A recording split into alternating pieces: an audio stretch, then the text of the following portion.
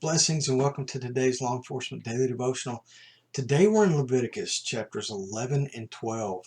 And this section is about dietary restrictions for the Jews as well as requirements for mothers who have given birth. And a couple of pretty cool things that come out of this. Israel was called to be a kingdom of priests, and they're called to be set apart from the other nations, and they've got to be recognizable. And one of the ways God chooses to make them a set apart, recognizable people was their diets. There were clean foods and there were unclean foods, and you could only eat these certain birds or these certain animals, and you couldn't eat these kinds of animals. So it's very specific in what was allowable for the Hebrew people to eat. Same today for law enforcement.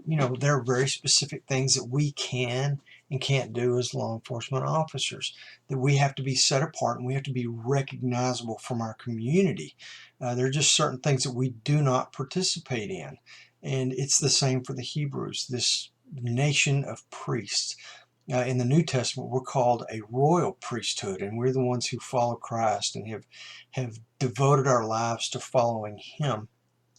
And getting to the New Testament, we recognize the fact that we're no longer held under these standards of these dietary restrictions. They were lifted when Peter in Acts chapter 10 verses 9 through 16 had this vision from God, and at that point God lifted the dietary restrictions for those who follow Christ. And I want to read this to you real quick.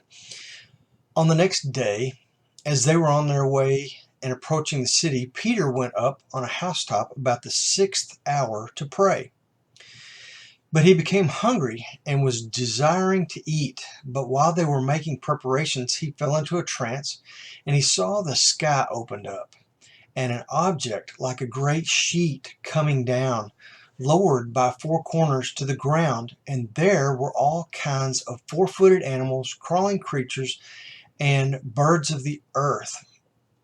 A voice came to him, "Get up, Peter, kill and eat." But Peter said, "By no means, Lord, for I have never eaten anything unholy and unclean." Again the voice came to him a second time, "What God has cleansed, no longer consider unholy." This happened 3 times, and immediately the object was taken up into the sky.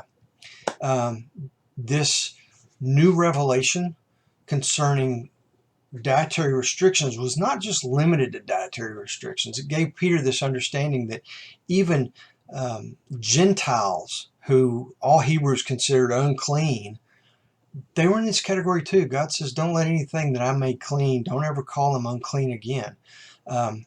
So at that point, even Gentiles, us, we were considered, I say us, if you're Jewish, don't be offended by that. I mean us Gentiles. At that point, we were cleansed, kind of paving the way for a lot of the benefits that we get from following Christ and being a royal priesthood from that point on.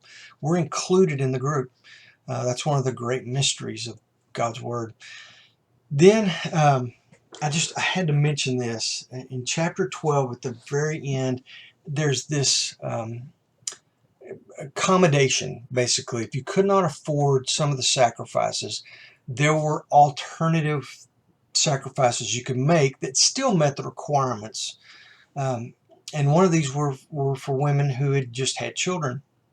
And it says, if you don't have enough money to buy the correct sacrifice, or the originally named sacrifice, that you could sacrifice 2 pigeons in place of the other sacrifice to go ahead and meet the requirements.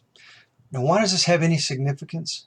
Because we see in Luke chapter 2 verse 24 that Mary could not afford the sacrifice, so she offered 2 pigeons, and she meets this requirement. And I just think it's so cool that we see this requirement in the Old Testament early on in Leviticus, but we see it played out way, way down the road in the New Testament, in the Gospel of Luke. So Anyway, neat read. Tomorrow we're in Leviticus. We're reading chapters 13 and 14. So read ahead, come back here, and let's find some law enforcement takeaways. Be safe.